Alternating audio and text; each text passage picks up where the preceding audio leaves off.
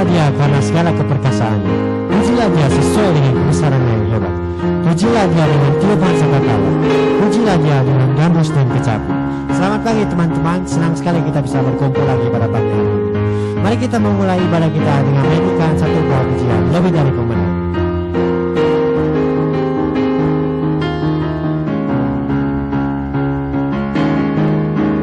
Lebih dari pemenang dalam segala perkara, misteri kalahkan oleh kuasa darahnya. Jika Allah di pihak kita, siapa dapat melawan? Kita lebih dari pemenang, lebih dari pemenang dalam segala perkara. Misteri kalahkan oleh kuasa darahnya. Jika Allah di pihak kita, siapa dapat melawan? Kita lebih dari pemenang. Haleluya, kibarkanlah panjinya, Yesus Raja segala raja. Haleluya, bangkitlah gerejanya, kita lebih dari pemenang. Haleluya, kibarkanlah panjinya, Yesus Raja segala raja. Haleluya, bangkitlah gerejanya, kita lebih dari pemenang. Kita lebih dari pemenang.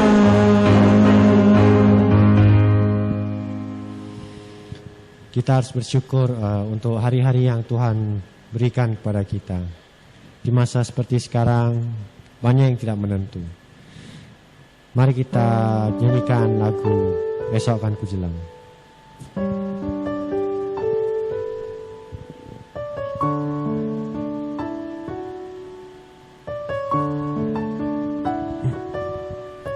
Saat mataku memandang keajaiban karya-Mu,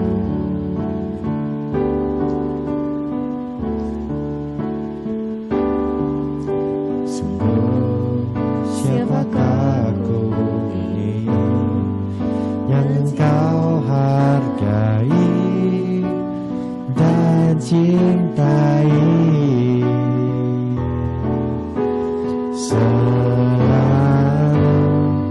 Saat ku pikirkan kebaikan-Mu, tak pernah ku kekurangan. Dan saat ku renungkan kesetiaan-Mu, esok kan ku jelang tanpa keraguan. Kan terus ada. Mari kita nyanyikan dari awal. Saat mataku memandang keajaiban karya-Mu,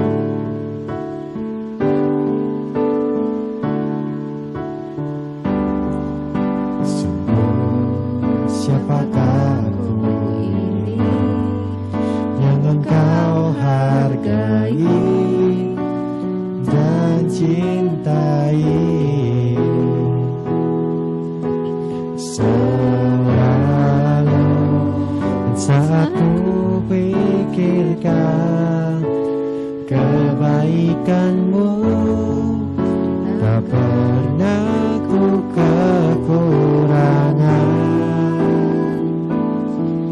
Saat ku renungkan kesetiaan-Mu, esok kan ku berjalan tanpa keraguan, surya akan terus ada, surya akan terus ada. Terima kasih banyak ya Tuhan, Engkau telah mempertemukan kami secara online ya Tuhan. Setelah kami akan mendengarkan firman-Mu, kiranya Tuhan memberkati yang berbicara dan juga yang mendengar ya Tuhan. Apa yang Tuhan kehendaki kiranya terjadilah ya Tuhan. Terima kasih banyak ya Tuhan, hanya di dalam nama Tuhan Yesus kami bisa berdoa. Amin.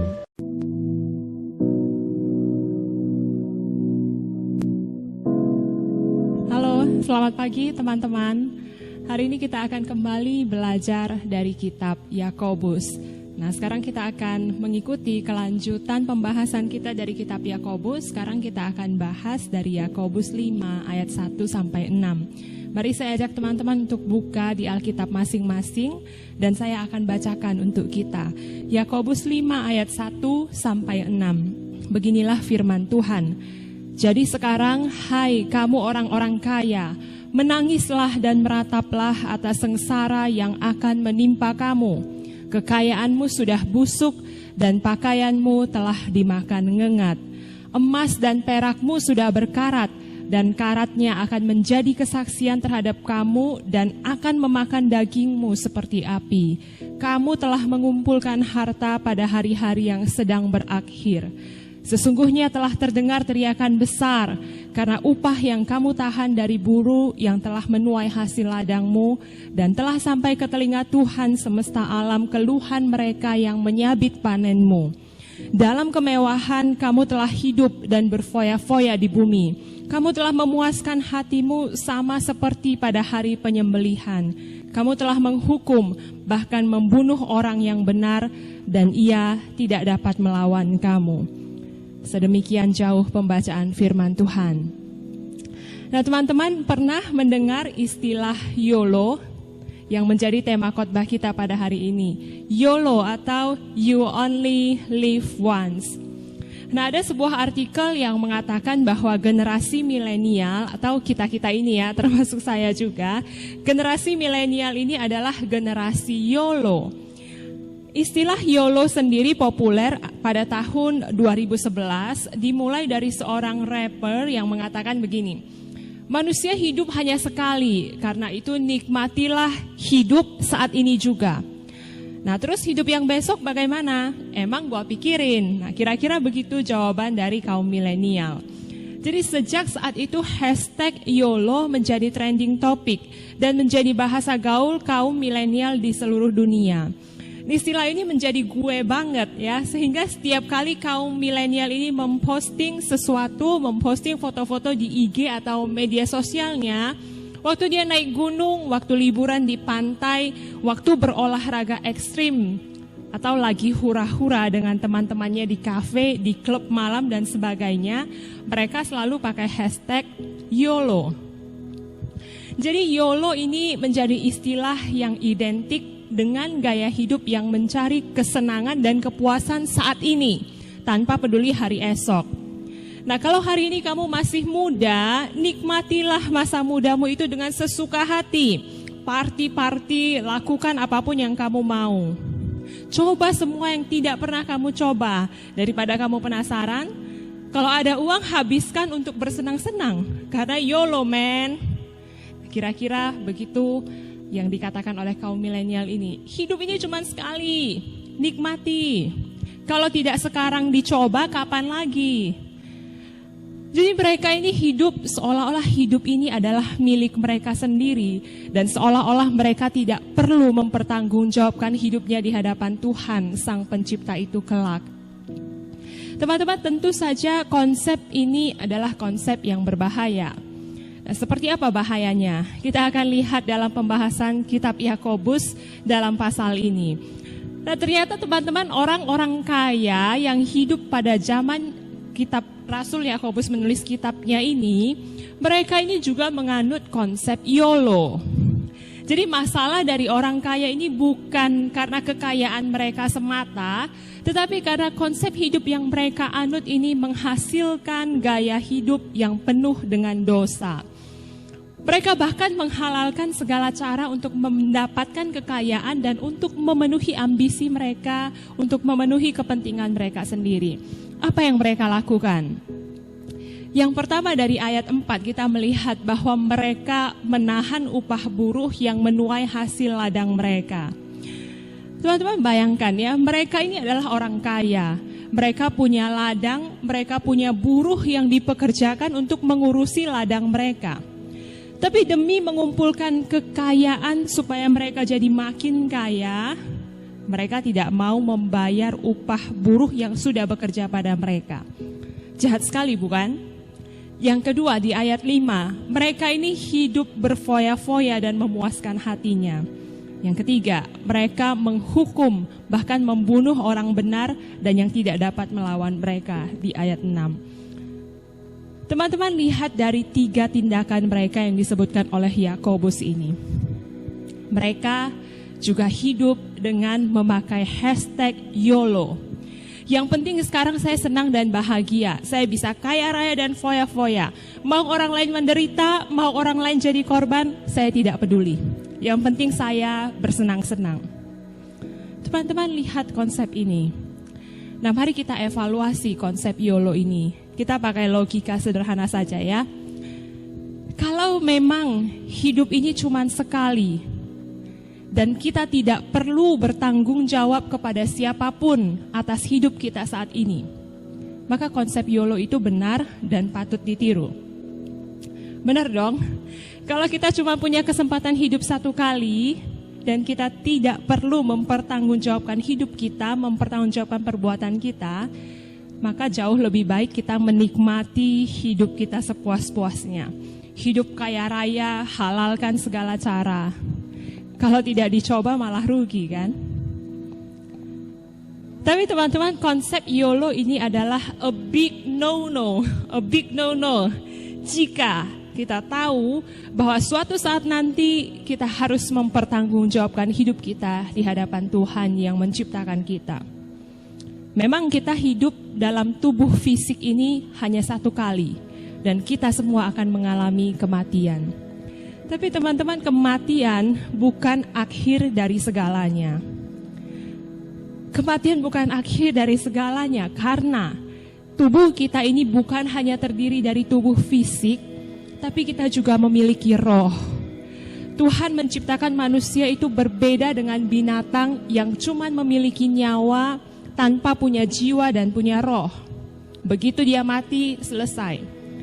Tapi pada manusia, ketika Tuhan menciptakan manusia, dia menghembuskan nafas kehidupan dan dia memiliki roh yang bisa terhubung dengan Allah, yang juga adalah roh dan penciptanya. Maka ketika tubuh fisik kita ini mati, waktu tubuh fisik kita ini tidak berdaya dan kembali menjadi debu dan tanah, roh kita akan kembali kepada pencipta kita dan Tuhan akan meminta pertanggungjawaban dari kita.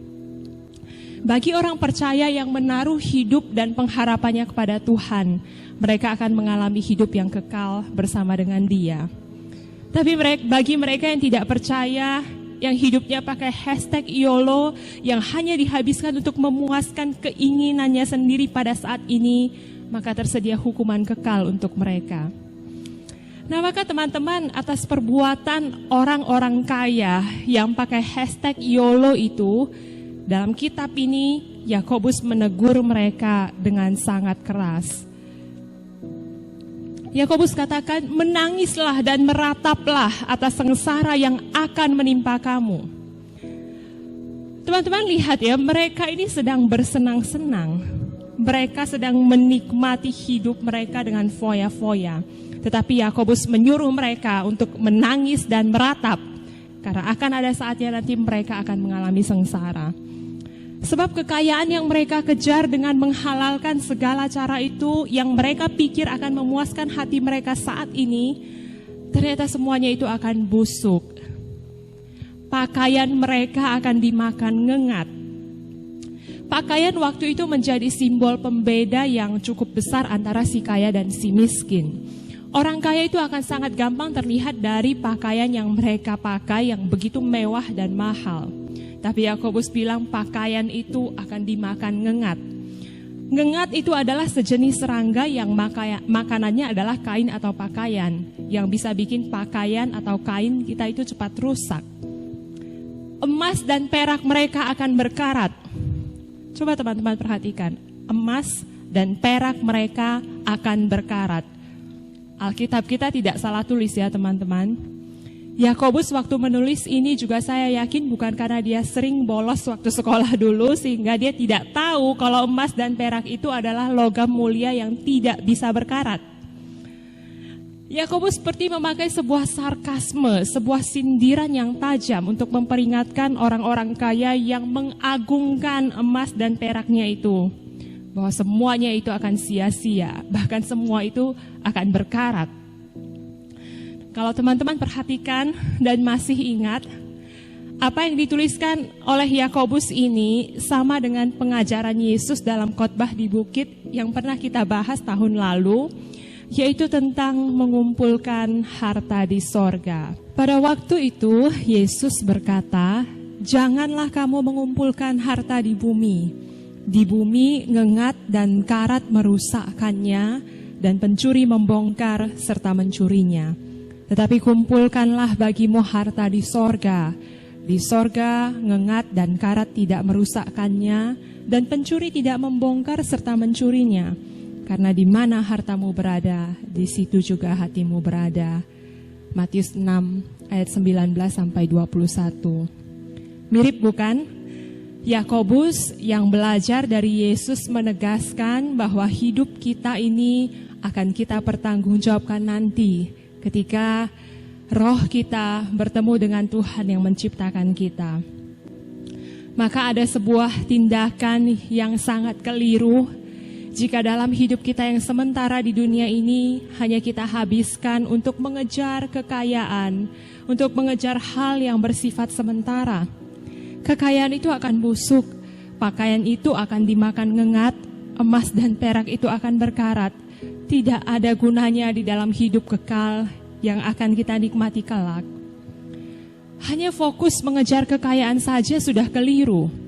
Apalagi jika kita sampai melakukan dosa untuk mengejar kekayaan yang akan lenyap itu, teman-teman. Yakobus itu bilang kepada orang-orang kaya yang menindas orang miskin itu, bahwa teriakan dan keluhan dari para buruh yang upahnya ditahan itu telah sampai ke telinga Tuhan semesta alam. Artinya Tuhan mendengar, ada Tuhan yang melihat perbuatan mereka dan Tuhan tidak tinggal diam. Saat ini orang-orang kaya itu hidup berfoya-foya dan bersenang-senang. Tapi sebenarnya mereka sedang dibawa dalam hari penyembelihan. Maksudnya apa hari penyembelihan? Teman-teman, kamu pernah lihat orang yang pelihara babi atau pelihara lembu untuk dijual? Babi atau lembu ini sebelum dipotong, sebelum disembelih, biasanya akan dikasih makan yang enak-enak dulu, sampai mereka kenyang. Bahkan ada yang sampai dimasaj, dikasih dengar lagu yang enak supaya dia rileks dan bisa makan yang banyak, supaya nanti dagingnya itu berkualitas. Dan waktu dia sudah gemuk, sudah tambun, tinggal siap-siap disembelih atau dipotong. Jadi mereka, binatang itu sebenarnya dikasih makan yang enak-enak, mereka menikmati, senang-senang itu dikasih makan, dimasaj.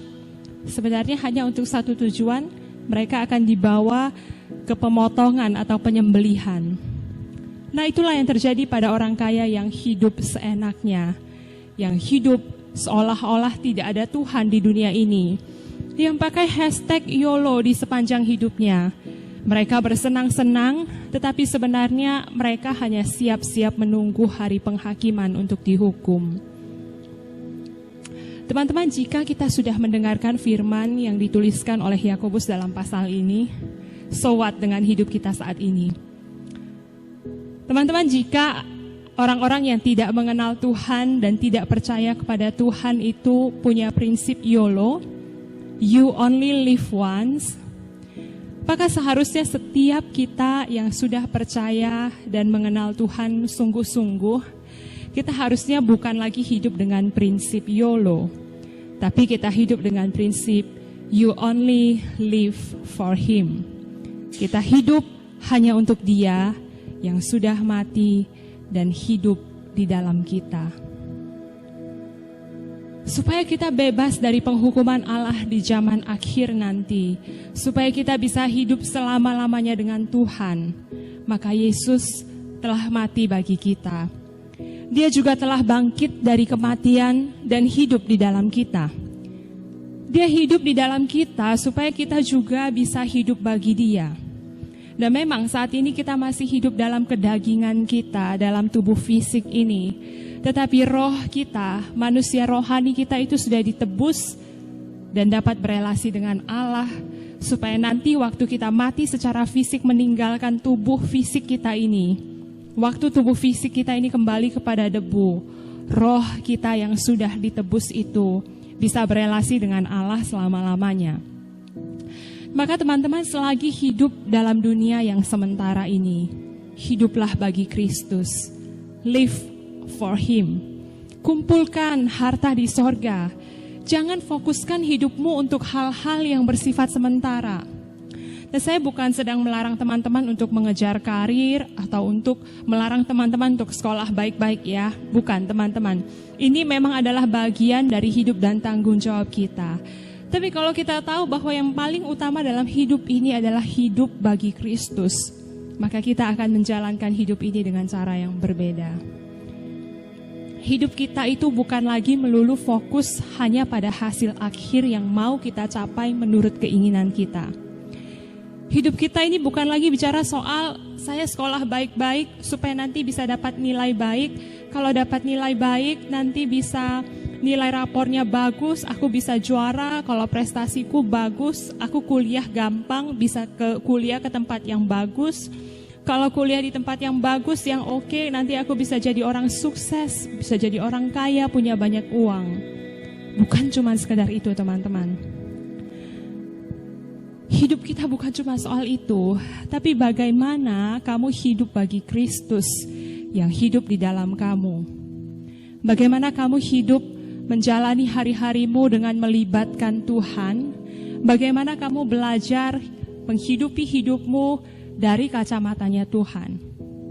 Kalau hari ini kamu adalah seorang pelajar, pastikan kamu melakukan tugasmu, kamu melakukan tanggung jawabmu belajar dengan baik. Kamu melakukan itu semua karena kamu tahu Kristus hidup di dalam kamu. Ketika kamu belajar baik-baik sebagai pelajar, pastikan kamu melakukannya karena kamu tahu bahwa Kristuslah yang memberikan kemampuan kepadamu untuk melakukannya. Bukan karena kamu hanya terpaksa belajar karena disuruh oleh orang tua. Ini hal yang berbeda kan teman-teman? Jadi teman-teman, tujuan hidup kita bukan lagi cuma sekolah, terus nanti kuliah, terus nanti habis kuliah kerja, dapat uang yang banyak, lalu menikah, punya anak, punya rumah, punya mobil, and live a happy life ever after. Seperti di film-film Disney atau Cinderella. Terus habis itu nanti punya anak cucu jadi tua dan mati, selesai. Ini bukan tujuan hidup kita teman-teman, tapi ini adalah siklus hidup kita. Tujuan hidup kita sebagai orang-orang yang sudah ditebus dan dipersiapkan untuk menjadi warga kerajaan sorga kelak adalah live only for Him. Hidup hanya bagi Dia. Dalam apapun yang teman-teman lakukan, mau kamu kuliah di Amerika atau tidak sambung kuliah setelah sekolah, mau kamu menikah atau tidak menikah, mau kamu dapat kerja dengan gaji ratusan juta per bulan atau cuma dapat ratusan ribu per bulan, tapi dalam semua hal yang kamu lakukan, you live for Him. Kamu lakukan untuk Dia, kamu hidup untuk Dia. Dan kalau Tuhan kasih kesempatan kamu untuk mencicipi berkat, mencicipi kemurahan-kemurahannya, itu hanyalah bonus dan kemurahan Tuhan teman-teman. Seorang teman pernah cerita seperti ini. Satu kali dia lihat di YouTube seorang YouTuber wanita Jadi YouTuber ini buat video tentang pernikahannya. Dan pernikahannya itu benar-benar mewah karena dia anak orang kaya. Terus dia juga menikah dengan seorang pria yang kaya, yang ganteng, yang mapan. Nah, ini impian setiap wanita ya, bisa menikahi cowok seperti itu dan hidupnya kelihatan sempurna dari luar. Nah, waktu teman saya ini lihat video ini, dia juga tiba-tiba langsung jadi terfikir dalam hatinya ya. Wah, enak sekali ya jadi orang itu. Enak sekali ya dengan kehidupan dia. Kalau jadi dia enak ya, sepertinya dia punya segalanya. Nah, seakan-akan waktu dia berpikir seperti itu, terbersit pikiran di dalam hatinya, dia pengen jadi orang itu. Yang punya hidup yang baik, yang kaya, yang punya kehidupan yang terlihat sempurna.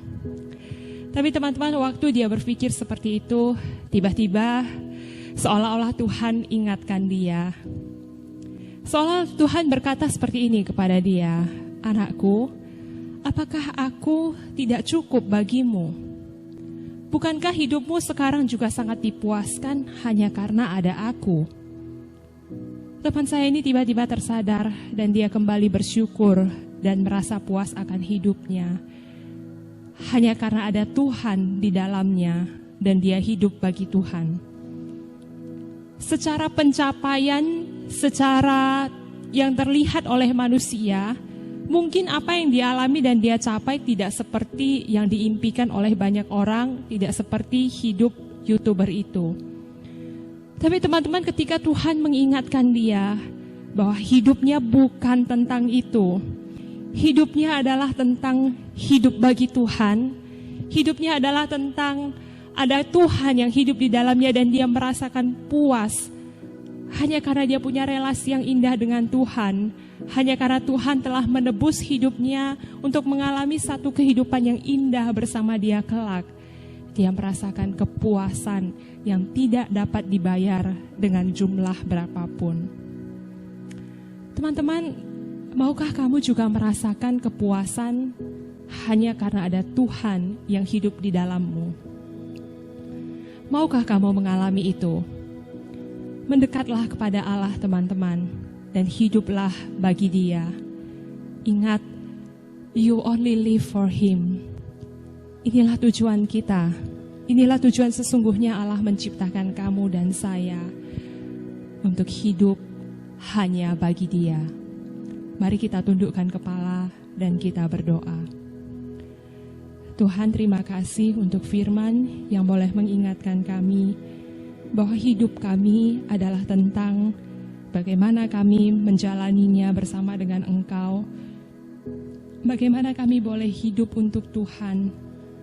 Bagaimana kami boleh punya pikiran yang sejalan, yang sehati dengan Tuhan. Tolong kami Tuhan untuk kami boleh menghidupinya dalam konteks hidup kami masing-masing. Apapun yang kami kerjakan saat ini, tolong kami supaya kami boleh mengingat Engkau hidup di dalam kami.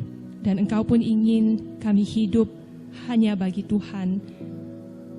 Terima kasih Tuhan, kami bersyukur untuk firman yang boleh kami dengar. Mohon Tuhan yang memimpin, memberikan anugerah untuk kami boleh melakukannya dalam hidup kami sehari-hari. Dalam nama Tuhan Yesus kami berdoa. Amin.